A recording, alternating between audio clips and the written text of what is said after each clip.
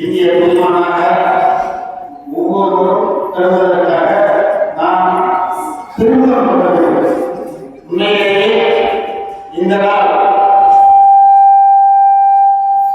நமக்கெல்லாம் ஒரு இனிய நாள், பொன்னாள்.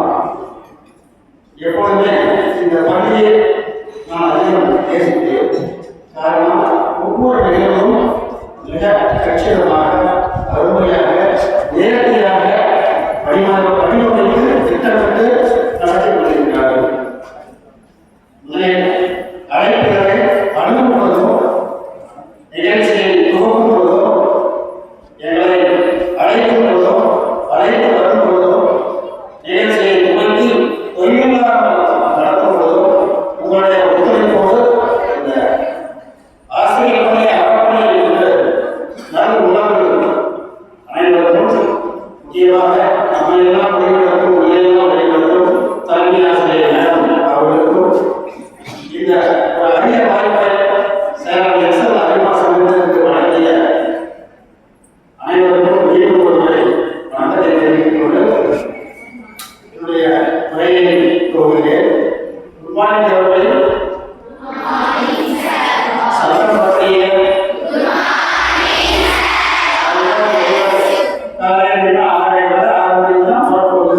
இல்லையா? அதனால நம்ம ஒரு மணி நேரம் பேசலாம். பாவனையா பேசலாம். நிறைய நேரம் நிறைய வாய்ப்புகள் இருக்கு. சந்திக்கக்கூடிய நாட்கள் இருக்கு. பேசுவோம், பேசிக்கிட்டே பேசதான் வருவோம் இல்லையா? பேசி தான் நம்ம சமுதாயத்தை வாங்கிக்கிறோம். அந்த பேசுறது தமிழ் சொல்லுங்க.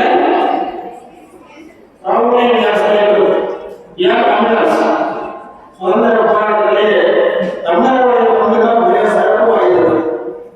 தமிழர்களால் நம்ம யாரும் தெரியும். சுதந்திர போராட்டத்தினால நம்ம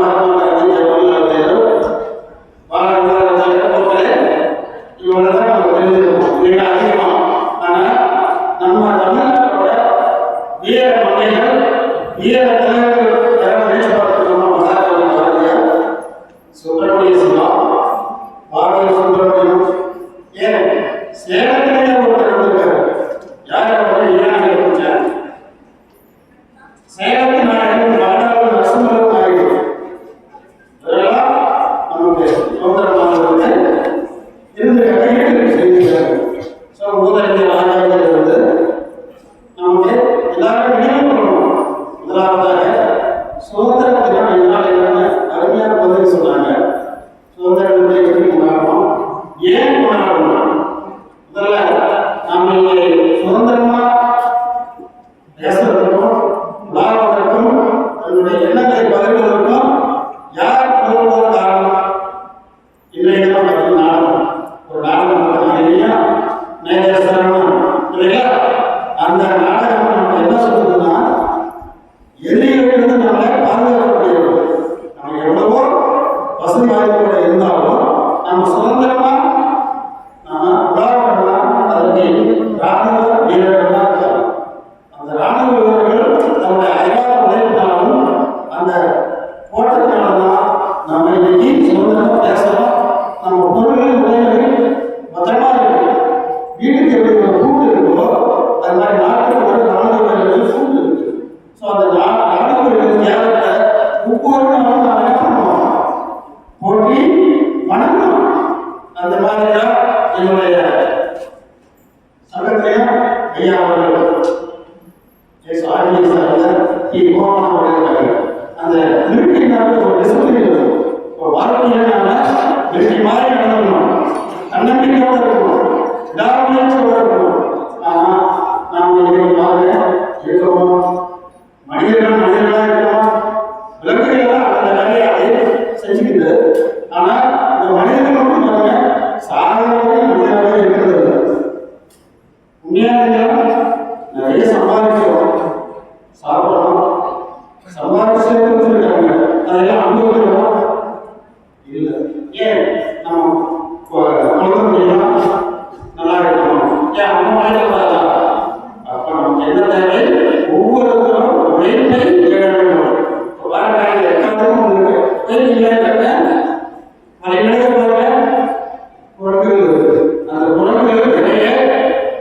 தேடி சாப்பிட முடியாம என்ன பண்ணிடுவோம், அவருக்கு பிச்சை போட்டுருவோம் இல்லையா? அந்த இறையை தேட நாம் முயற்சி பண்ண இந்த மாதிரி தான் உழைப்பு சொல்லி கொண்டிருக்கிறோம்.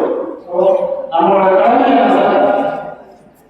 இன்றைய நாம் ஒவ்வொருவரும் நாம் நினைவு கொள்ள வேண்டியவை இந்தியனாக இருப்போம், இந்திய பொருளை ஆதரிப்போம், இந்திய பொருளையே வாங்குவோம், இந்திய வழியிலேயே விரும்புவோம். அப்படி என்னன்னா நம்ம நாடு சிறப்பாக, நம்ம நாட்டுக்கு எவ்வளவோ சான்றோர்கள் ஏன் சொல்ல போனா அனுப்பி முன்கோண மூக்கி தமிழ்மொழி இல்லையா? அந்த வேலையிலே பார்த்தீங்கன்னா நம்ம மொழியில்லாமலும் எழுதியில்லாமலும் நமக்கு அந்த காலத்தில் சித்தர்கள் ரிஷிகள் இந்த மாதிரி முன்னோர்கள் நிறைய படிப்பையை கொண்டு வருகிறாங்க. அந்த படிப்பை யாரும் போடணும், அந்த ஒழுக்கத்தை யாரும் பாதுகாப்பு வரணும். இந்த காரணம் என்ன? உடனே சொல்லுவோம் அறிவியலோட வளர்ச்சி சார். என்ன சொல்லுவோம்? சொல்லணும் அறிவியலோட வளர்ச்சி. அதனால ஏற்படுத்தப்பட்டு நம்ம செல்போன் வந்து எல்லாரும் படிக்க ஆரம்பிச்சோம். கணினி மூலம் படிக்க ஆரம்பிச்சோம் இல்லையா? அது எல்லாமே ஒரு தூண்டுகோலைய அது மட்டும் நமக்கு ஒரு சான்றாக இருக்கக்கூடாது, இருக்க முடியாது. நம்ம ஒவ்வொருத்தரும் நம்மளுடைய எண்ணங்களையும் சிந்தனைகளையும் நம்ம மொழி வாரியாக, அதனாலதான் நம்ம சொல்லியிருக்காங்க இரு கண்கள். பாரதியார் சொல்லுவாங்க, வாழும் பிள்ளையும் சுப்பிரமணிய சிவாவும் எனக்கு கண்கள் வரும். அதுபோல நம்மளுடைய இரண்டு கண்கள் என்ன? நம்ம தேசம், இன்னொரு கண் மொழி. அப்ப மொழியாகிய ஒரு விழியும் தேசமாகிய ஒரு விழியும் அந்த நாட்டுப்பட்டு இருந்தால் ஒழிய நம்மால் சிறக்க முடியாது. உழைப்பின் அருமையே நம்ம உழைப்போம். சரி சார், இன்னைக்கு நாம அந்த பள்ளி வந்துருக்கிறோம், நாங்கள் வந்துருக்கிறோம். நீங்களும் எப்படி வந்துருக்கீங்க? இன்னைக்கு ஒன்றாக வந்தீங்களா? ஒவ்வொரு நாளும் பண்ணீங்களா? வருடத்தில் மொத்தம் எத்தனை நாட்கள்? 364 நாட்கள் நாம பள்ளி வருவதில்லை இல்லைங்களா? பள்ளியும் செயல்படாது. மொத்தம் எத்தனை நாட்கள்? நம்ம வகை நாட்கள், வேலை நாட்கள் 210 நாட்கள், 20 நாட்கள் இல்லைங்களா? அந்த 210 நாள் 20 நாள் எத்தனை நாள் நம்ம பள்ளி வரோம், படிக்கிறோம், லீவ் எடுக்கிறோம், லீவு கொடுக்குறாங்க இல்லையா? ஆக பக்கம் பார்த்தோம்னா குறிப்பாக ஒரு 150 நாள் வந்துருக்கோமா? கண்டிப்பா அதுக்கு மேல கூட வருவோம். 150 நாள் நல்லா புரிஞ்சுக்கோங்க. இதுதான் வாழ்க்கையில தத்துவம். ஒரு நாளைக்கு ஒரு சப்ஜெக்ட் 1 மார்க் கற்றுக்கணும் சார். என்ன பண்ணலாம்? ஒரு நாளைக்கு 1 மதிப்பெண் கற்றுக்கலாமா? இப்போ படிக்கிறது எது வரும்? ஸ்கூலுக்கு எது வரும்? படிக்கிறதா இல்லை, கற்றுக்கொள்வதற்கு. ஏன்னா ஆசிரியர்களாக நாங்கள் கற்றதை உங்களுக்கு கற்றுக் கொடுக்கிறோம் இல்லையா? ஸோ அப்ப நீங்க கற்றுக்கொண்டு என்ன பண்ணுவோம்? 1 மதிப்பு பண்ண போதும் சார். இன்னைக்கு கணிதத்தில் மேக்ஸ்ல 1 மார்க் வாங்கி கற்றுக்கிட்டேன் சார். அதே போல பார்த்தீங்கன்னா 150 நாள் 160 மார்க் கொடுக்கணுமா? அதே போல ஆங்கிலம், இங்கிலீஷ், தமிழ், சயின்ஸ், சோசியல் ஒவ்வொரு சப்ஜெக்ட்லையும் ஒவ்வொரு மதிப்பு கற்றுக்கிட்ட போதும் இல்லையா? அத்தனை பேர் நடத்துறாங்க. அப்பா அம்மா யாரும் நம்மள படிக்க அனுப்புறாங்க. நினைச்சு பாருங்க, இன்னைக்கெல்லாம் முதியோர்கள் தந்துட்டே இருக்காங்க. உங்களுக்கு நீங்களாம் உங்க பேரண்ட்ஸ் அனுப்பிச்சிருக்கீங்க கூடாது. உலகத்துல ரெண்ட முடிக்க வேண்டும். ஒன்று வறுமை. சொல்றேன், வறுமை உங்களுக்கு என்ன பண்ணலாம்? நல்லா அப்பா அம்மா சம்பாதிச்சிருக்காங்க, நல்லா சப்போஸ் சாப்பிடலாம். பிறர் உழைப்பை நாம் சுரண்டி வாழக்கூடாது. அதே போல இரண்டாவது, இன்னைக்கு பெரிய அரங்கில் நம்ம சொல்லிட்டு இருக்கோம். யாரும் இருக்காங்க? நான் இல்லை சார், யாரும் இருக்காங்க? போதை வஸ்துக்களை உபயோகிக்கக்கூடிய அந்த பொருட்கள் நம்மளுக்கு கிடைச்சிட்டு இருக்கு இல்லையா? திணிச்சிட்டு இருக்காங்க. அதை நம்ம எக்காலத்துக்கும் உடம்பும் கிடக்கூடாது. அவங்களை தாழ்வாக உயர்வாக கொஞ்சம் யோசிச்சு பாருங்க.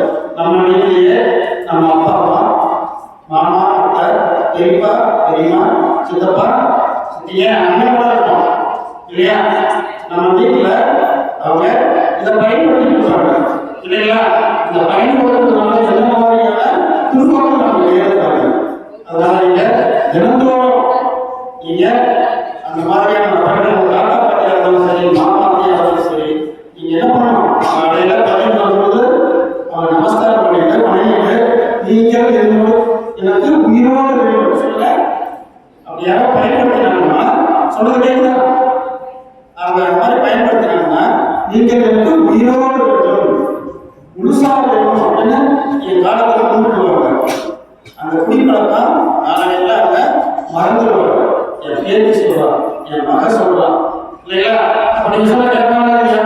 குழந்தைங்க சொன்னா கண்டிப்பாக தெரியவே கேட்பாங்க. இந்த இப்படி இருந்தால்தான் அந்த போதை வசதிகளை யூஸ் பண்றதை தடுக்க முடியும், எடுக்க முடியும்.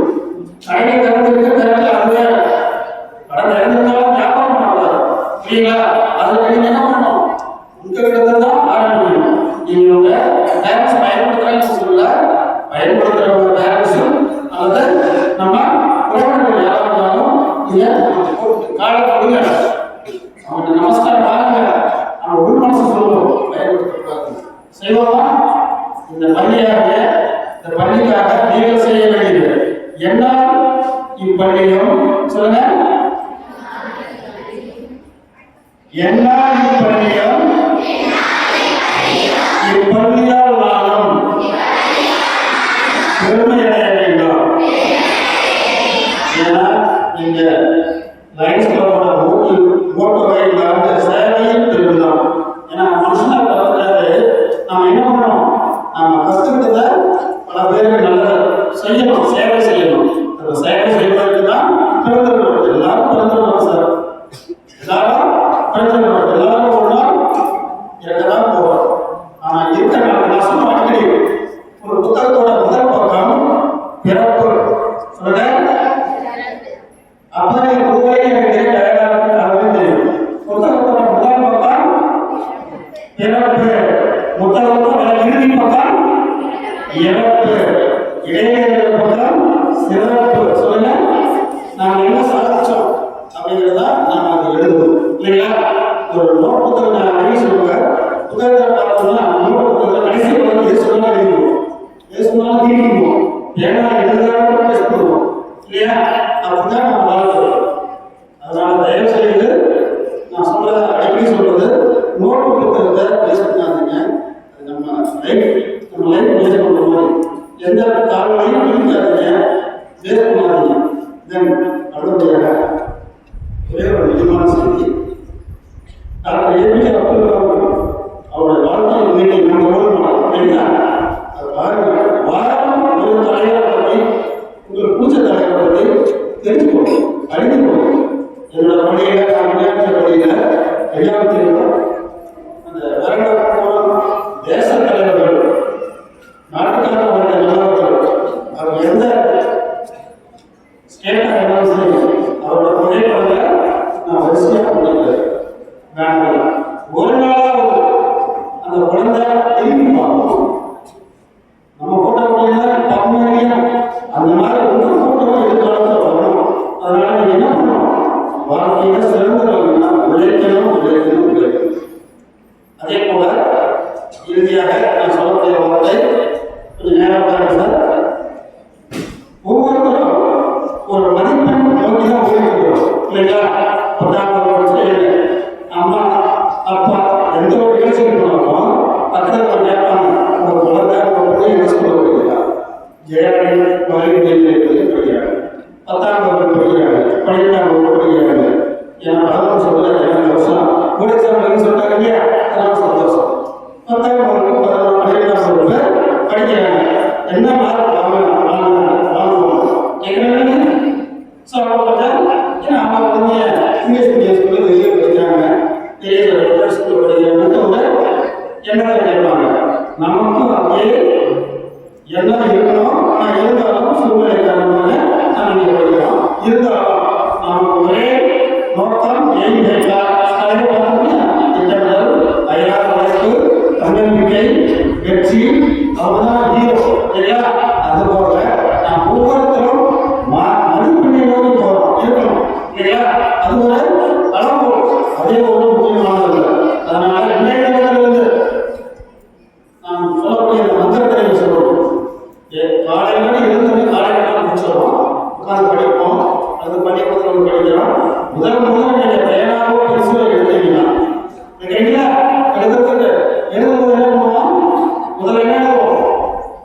தேடி போகணுமா இல்லை ஏதாவது ஒரு குறி போகணுமா ஆரம்பிக்கலாம். அந்த ஆரம்பம் உங்களுடைய மதிப்பெண் இலக்காக இருக்கணும். ஸ்டாண்டர்ட் இந்த ஸ்டாண்டர்ட் படிக்கிறீங்க 10th ஸ்டாண்டர்ட். உங்களோட டோட்டல் மதிப்பெண் என்ன?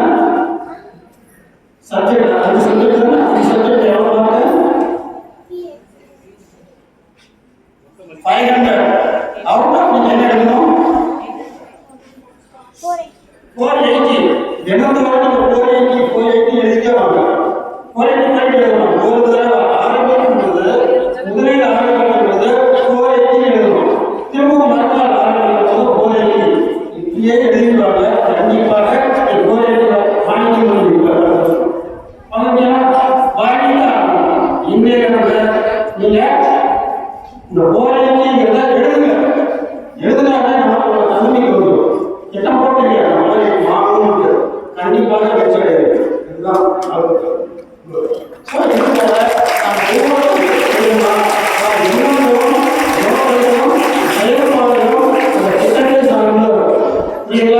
அதே போல இன்றிலிருந்து நம் பள்ளி மாணவர்கள் நீங்க ஒற்றுமையாக இதை நீங்க செய்யணும். அதுதான் 29வது சுதந்திர நாம் ஒவ்வொருவரும் ஏன்னா எல்லாம் மகான்கள் சுதந்திரம் போயிட்டாங்க. இந்த பாரத பூமியானது எத்தனையோ மகான்கள் அடைந்த பூமி, எவராலும் அசைக்க முடியாது. அப்பேற்பட்ட புண்ணிய பூமி. அந்த புண்ணிய பூமி நல்லா நினைச்சு பாருங்க. வடக்கே இமயம், தெற்கே குமரி, முக்கள் சந்தர்ப்பத்தில் கிழக்கிலும் மேற்கிலும் மங்களாக நம்ம சுற்றிலும் பார்த்தவர்கள் எவ்வளவு அற்புதமான ஒரு நாடு, அனைத்து வளங்களும் நிறைந்த நாடு, உலகத்திலே சிம்ம சொப்பனமாக விளங்கக்கூடிய நாடு. அந்த நாடு நம்ம அப்துல் கலாம் ஐயா கனவு காணுங்கள் எதை மனவாகக்கூடிய கனவு காணுங்கள். அதான் சொல்லியிருக்க 5 I am the best children. I can do it. God is always with me. I am a winner. Today is my day. இந்த மாதிரி ஒவ்வொரு நாளும் நம்ம என்ன பண்ணிக்கணும் நினைச்சு பார்க்கணும். நம்ம இந்தியாவில் எத்தனையோ பேர் 1400 போராட்டம் போர்ச்சுகீஸிலிருந்து டச்சுக்காரர்களிருந்து பிரெஞ்சுக்காரர்களிருந்து ஏன் ஆங்கிலேயர்கள் இங்க வணிகம் செய்யலாம் வந்தாங்க. அப்ப ஜகாங்கீர் மன்னர் முலாயம் இருந்தாரு. அவர் பார்த்து முடியாது. அப்ப வணிகம் செய்ய வந்தாங்க. நம்மளை கேட்ச் பண்ணிட்டாங்க. அடிமையாக்கிட்டோம். 1600 ஆண்டுகளில் நாம அடிமைப்பட்ட 700 ஆண்டுகள் என்ன பண்ணோம்? ஊழாட்சி பண்ணோம். நம்ம அடிமையா இருந்தோம். அந்த அடிமையாக நம்ம இல்லை. நம்ம உலகத்தையே ஆளக்கூடிய சக்தி நமக்கு வந்துச்சு. சக்தி இல்லாத நாம உருவெடுத்துட்டோம். அதனால நீங்க என்ன பண்ணணும்? முதல்ல உங்களுடைய வேலை படிப்பு தெரிஞ்சுக்கணும். நாடு தெரிஞ்சுக்கணும். நல்ல வேலை தெரிஞ்சுக்கணும். நாடு போட்ட வாழணும். வீடு போட்ட வாழணும். உங்க தாய் தந்தைய முறைய அதே தான். மாதா பிதா குரு தெய்வம். மாதா பிதா குரு 3 பேர் தான் தெய்வம். மாதா பிதா குரு 3 பேர் தான் தெய்வங்கள். அதனால நீங்க ஒவ்வொரு வாழ்க்கையில வெற்றி அடையணும். சிறப்பாக வெற்றி அடையணும். இருந்தாலும் இருக்கும். அது மாதிரி நீங்க வாழ்க்கையில் எல்லா உணவும் பெற்று சிறப்பு பெற்று நல்ல மதிப்பையும் பெற்று மேன்மேலும் நல்ல உயர்ந்த படிப்பை பெற்று உயர்ந்த பதவியை பெற்று சிறப்பான ஒரு வாழ்க்கையை வாழ வேண்டும். இந்த சுதந்திர நாளாக உங்களை வாழ்க்கவும் ஏற்கவும்